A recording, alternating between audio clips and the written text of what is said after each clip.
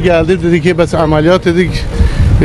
Haçın dedim bir doktor haçın ne kadar tez olsa yaxşıdır gün sabah. Milli TV'ye müraciət edən şikayətçi Hüseynov Tələt Həyatoğlu bildirir ki, 2023-cü ildə sağlamlığında yaranmış problemlə əlaqədar olaraq Bakı şəhərində fəaliyyət göstərən Urolab klinikasında işləyən tanınmış həkim Rəşad Şolana müraciət etmişdir. Şikayətçi Tələt Hüseynov həkim Rəşad Şolanın onun üzərində apardığı səhv cərrahi əməliyyat səbəbindən xəstənin prostat vəzisində aparılan əməliyyat zamanı yaranmış deşik xəstəni ömürlük şikəst etmişdir. Bütün bunlara baxmayaraq xəstə keçirilən cərrahi əməliyyat zamanı qeydə alınmış video diski xəstəyə verməkdən yayınaraq apardığı səhv və uğursuz əməliyyatı da müxtəlif formada şikayətçi Tələt Hüseynovdan gizlətməyə çalışır.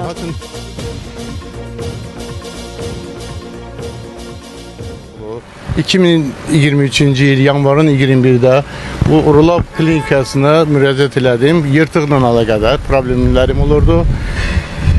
Rəşad Şolan məni qəbul elədi. Analizləri 700 manata yaxın analizlərə pul aldı. Bütün nə lazımdı elədi. 24'ü gəldi. Dedi ki bəs ameliyat dedik. Haçın dedim bir doktor haçın ne kadar tez olsa yaxşıdır günü sabah. Başım ayın 25'i yanvarda diagnostika mərkəzində məni əməliyyat elədilər.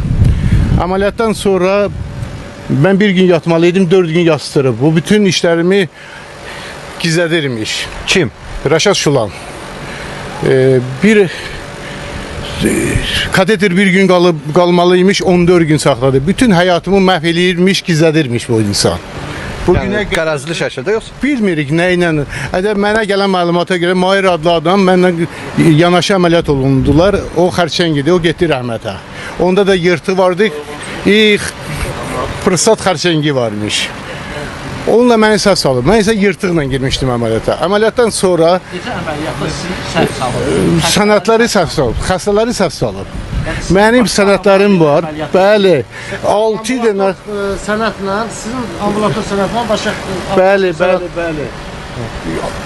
6 dənə uzun Rəşada qədər, Rəşadın uzunluğu ilə 7 dənə uzun göstərir ki, mənim prostatım, mənə 7 ay qabaq sənəd olub ki, 25 yaşda cavanın orqanı olub. Sübutlərim var əldə, sənətim var. Sağlam bir... Bəli, mənim prostatımda heç bir problem olmayıb. Bu adam əməliyyatdan çıxdım, günü-gününə pisləşirəm. Oturan yerdə gedirəm özümdən. Mənə də onun resept yazanda onun köməkçisi dedi ki, sən kömür iç. Bu insan qanaxmanı verirmiş bağırsağa, qanaxma ilə ölüm iz içsin. Daxili qanaxma. Bəli, daxili qanaxma. Kömürü içirtməkdə məqsəd nə idi? Bilmədim. Dedim ola bilsin bundan nəsə xeyri var ki, kömür içəndə insan çox üzr istəyirəm bütün xalqımda bağırsağa qara gedir. Bu qanaxma gedirmiş, qanaxma ilə məni öldürmək istəyir, iz içsin bundan. Zümrüd xanım idi, o məni calaşdırmışdı ona, əbisi qızı, bəli.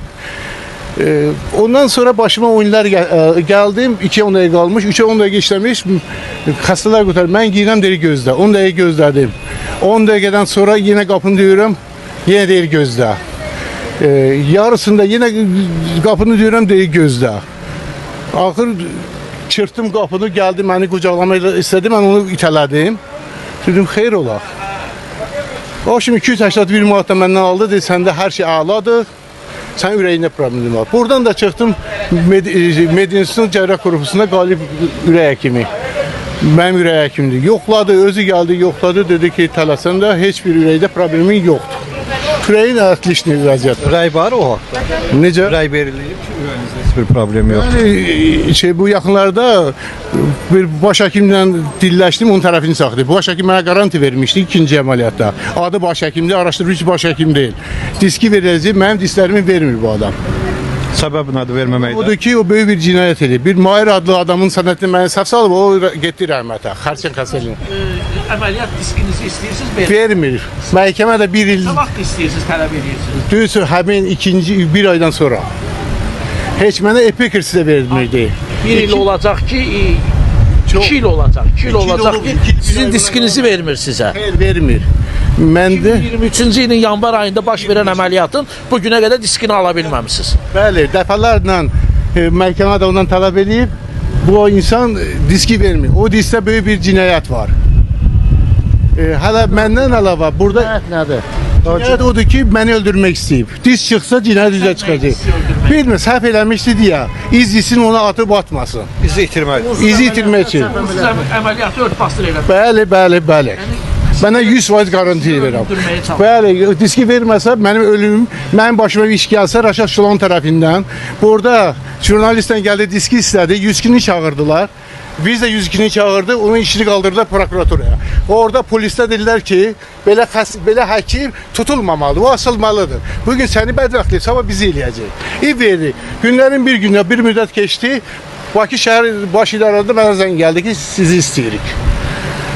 O şimdi getdim, nə işdik? Mənə apardılar cinayət axtarışının rəisinin yanına. Girən kimi dedi bu kişinin yüzündə nur ya, bu muzlu tutandı. Dedim başa düşmədim rəis.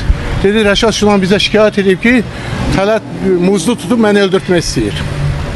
Bax, mənim həyatımı məhv edib bu adam. Həm də sizi şantaj edir. Həm şantaj edib. Bir şey deyək də soruşaq sizdən. Elə bil ki, sizin o prostat vəzinizin yırtılması ilə bağlı əlinizdə hər hansı bir faktınız varmı? Bəli, videolar var. Harda əldə eləmişsiniz o videonu? Onu Fikrət doktor eləyib. Fikrət doktor məndə bu problemlər yaranırdı. Və bu dəqiqədə yaranır bu şeylər. Dedi mən narkozla eləyə bilərəm. Ondakı kameraya girib baxmalıyam. Səhəri dedi ac qarnına gəl analiz ver. Girmişəm. Çıxandan sonra mən ayıldım, mən özümə gəldim.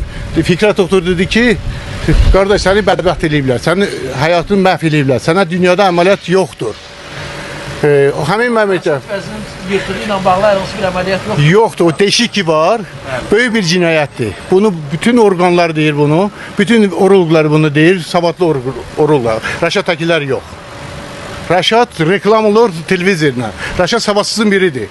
Mənim həyatımı məhv edib. Mən 100 min